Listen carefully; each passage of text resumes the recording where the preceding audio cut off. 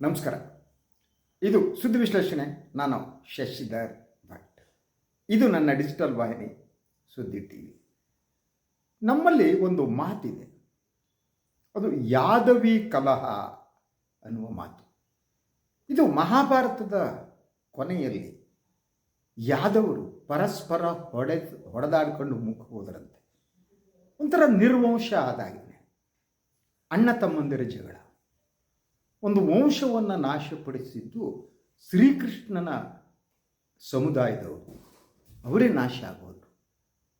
ಅದರಿಂದ ಇದು ನಂತರ ಯಾದವಿ ಕಲಹ ಅನ್ನೋ ಒಂದು ಶಬ್ದ ಇದು ಕೊಯ್ನ ಆಗ್ತಾ ಬಂತು. ಯಾರಾದರೂ ಅಣ್ಣ ತಮ್ಮ ಜಗಳ ಆದರೆ ಅದಕ್ಕೆ ಯಾದವಿ ಕಲಹ ಅಂತಾರೆ ನಮ್ಮಲ್ಲಿ. ಈಗ ಮಾತನ್ನು ನಾನು ಹೇಳೋದಕ್ಕೆ ಭಾಳ ಮುಖ್ಯವಾದ ಕಾರಣ ಇವತ್ತಿನ ಕಾಂಗ್ರೆಸ್ ಸ್ಥಿತಿ. ಅದು ಒಂದು ರೀತಿಯಲ್ಲಿ ಯಾದವಿ ಕಲಹವೇ.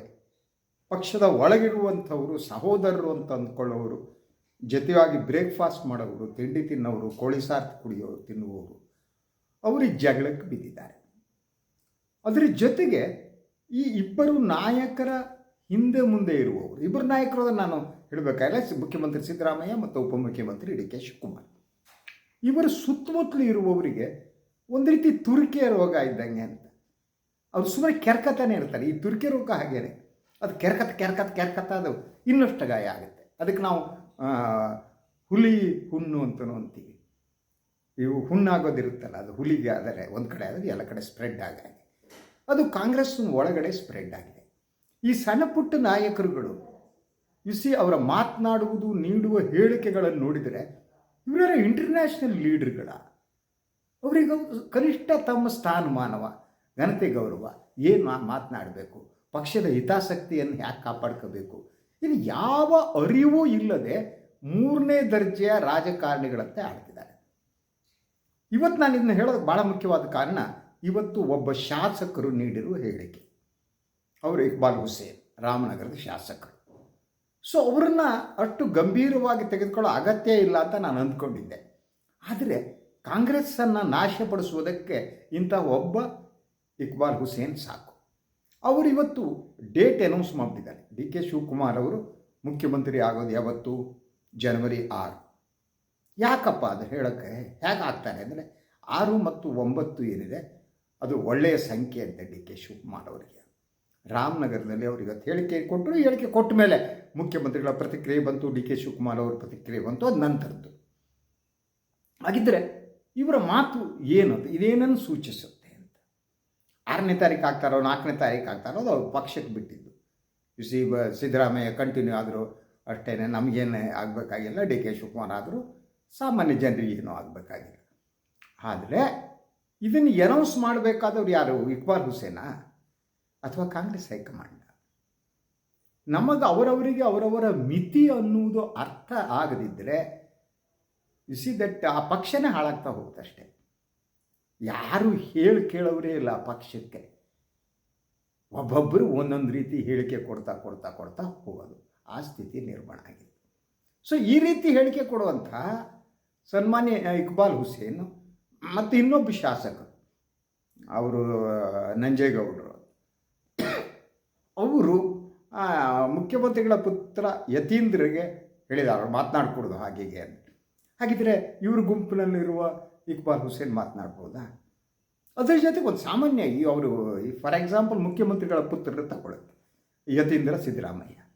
ಅವರು ಸ್ವಲ್ಪ ದಡ್ಡತನ ಇದೆ ಅಂತ ನನಗೂ ಗೊತ್ತು, ಅದು ಬೇರೆ ಪ್ರಶ್ನೆ.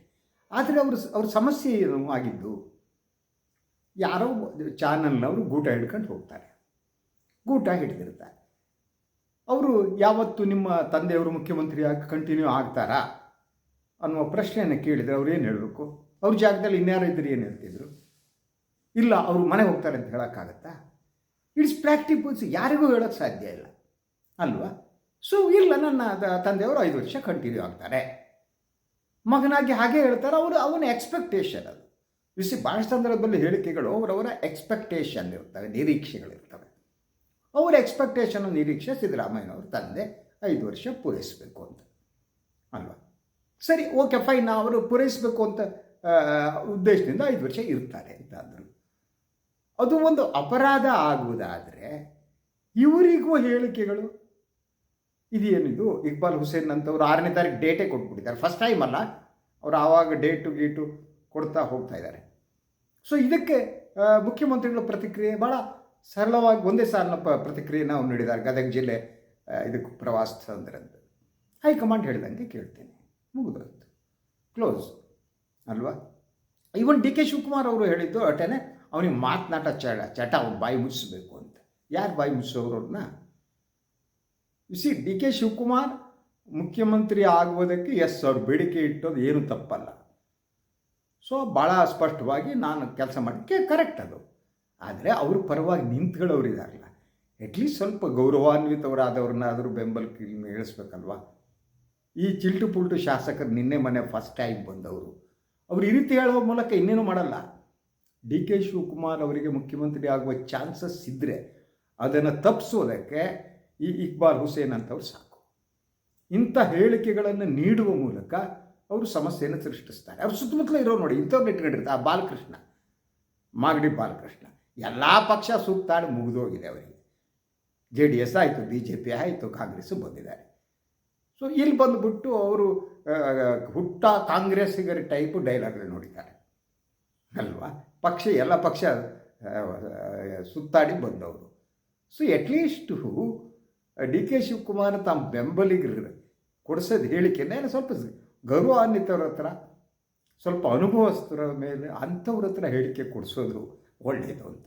ಈ ಚಿಲ್ಟು ಪುಲ್ಟುಗಳು ಇಂಥವ್ರ ಹತ್ರ ಹೇಳಿಕೆ ಕೊಡಿಸಿದರೆ ಇರುವ ಗೌರವ ಕೂಡ ಹಾಳಾಗೋಗುತ್ತೆ.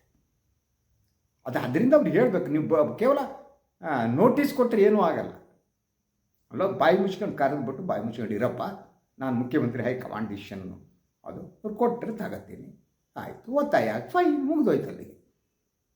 ಈ ಮಾತನ್ನು ಯಾಕೆ ಡಿ ಕೆ ಶಿವಕುಮಾರ್ ಹೇಳ್ತಾ ಇಲ್ಲ ಗೊತ್ತಿಲ್ಲ ನನಗೆ. Should shell tell. ಅದರಂತೆ ಮುಖ್ಯಮಂತ್ರಿಗಳು ಅವ್ರ ಮಗನಿಗೆ ಹೇಳಬೇಕು, ನೋಡಪ್ಪ ಎತ್ತಿಂದ್ರೆ ರಾಜಕಾರಣದೇನಿದೆ, ನೀನು ಮಾತಾಡಿ, ಯಾಕಪ್ಪ ನಾನಿದ್ದೀನಿ ಇಲ್ಲಿ, ನೀವು ಹೋಗ್ಬಿಟ್ಟು ಗೂಟ ಕಂಡಕಣ ಯಾಕೆ ರಿಯಾಕ್ಟ್ ಮಾಡ್ತೀಯಾ?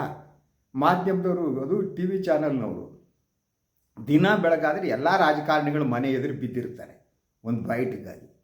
ಅದು ಏನೂ ಇಲ್ಲ, ಸುಮ್ಮನೆ ಒಂಥರ ಇನ್ಸ್ಟಿಗೇಟ್ ಮಾಡೋದು, ಆ ರೀತಿ ಪ್ರಶ್ನೆಗಳನ್ನು ಕೇಳೋದು, ಇಂಥ ಕೆಲಸಗಳನ್ನು ಮಾಡ್ತಾರೆ. ಇವತ್ತಿನ ಪತ್ರಿಕೋದ್ಯಮ ಹಂತಕ್ಕೆ ಬಂದಿದೆ. ಪತ್ರಿಕೋದ್ಯಮದ ಗಾಂಭೀರ್ಯ ನಾಶ ಆದ ಕಾಲಘಟ್ಟ ಇದು.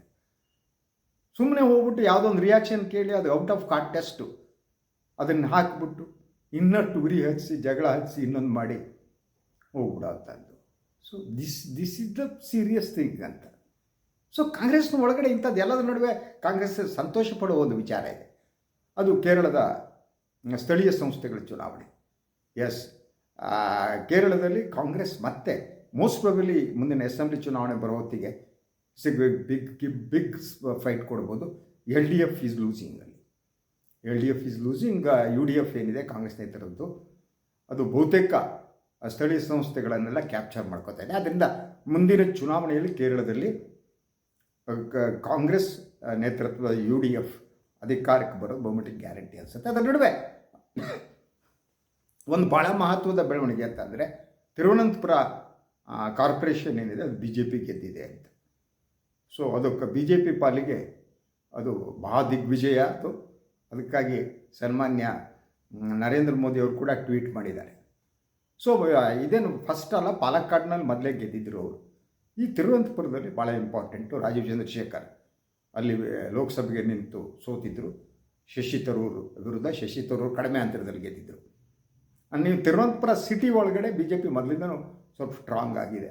ಗ್ರಾಮಾಂತರ ಪ್ರದೇಶದಲ್ಲಿ ಕಾಂಗ್ರೆಸ್ ಬಲವಾಗಿದೆ.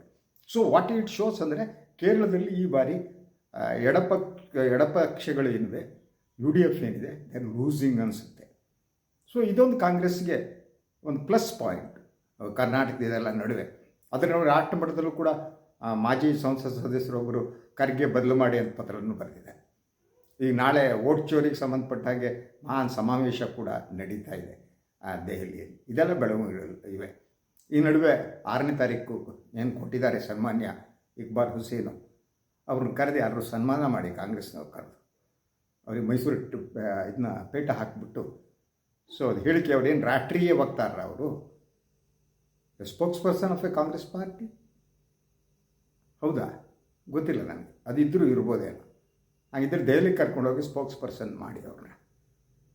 ಈ ಕಾಂಗ್ರೆಸ್ ಇಂಥದ್ರಿಂದ ನಾಶ ಆಗೋದು ಕಂಡ್ರಿ.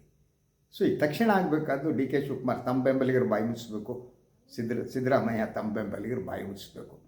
ಹಾಗಿದ್ದರೆ ಕಾಂಗ್ರೆಸ್ ಉಳ್ಕೊಳ್ಳುತ್ತೆ. ಇಲ್ಲದಿದ್ದರೆ ರಾಜ್ಯದಲ್ಲಿ ಮಾನಮರ್ಯಾದೆ ಕಳ್ಕೊಂಡು ಬಿ ಜೆ ಪಿಗೆ ಮತ್ತೆ ಕೆಂಪು ಹಾಸನ್ನು ಹಾಕ್ಕೊಟ್ಟಂಗೆ ಆಗುತ್ತೆ. ಲೆಟ್ಸ್ ಇದು ಇವತ್ತಿನ ವಿಶೇಷ.